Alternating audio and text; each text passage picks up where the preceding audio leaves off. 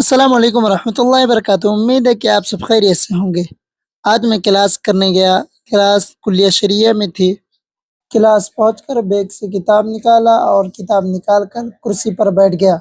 پھر محاضرہ پورا کر کے کلیہ شریعہ سے کلیہ حدیث کی طرف نکل گیا۔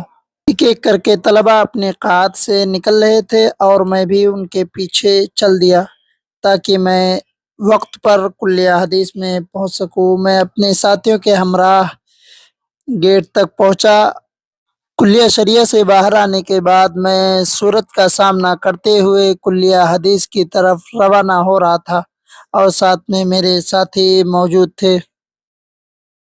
کلیہ حدیث کی طرف قدم بڑھاتے ہوئے اور اس کے تمام عناصر قید کرتے ہوئے میں کلیہ حدیث کے گیٹ پر پہنچا اور اندر داخل ہونے کے بعد میں نے کافیٹیریا کا رخ کیا، لیکن وہاں بھیڑ کافی تھی، اس لیے میں پیچھے جا کر لائن میں لگ گیا تاکہ میں کچھ کھا پی کر کلاس کو دوبارہ جا سکوں۔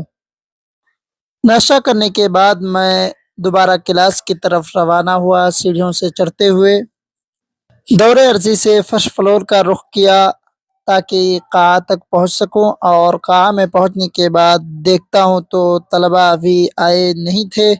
اس وجہ سے میں نے بیگ رکھ کر میں بھی بیٹھ کر انتظار کرنے لگا۔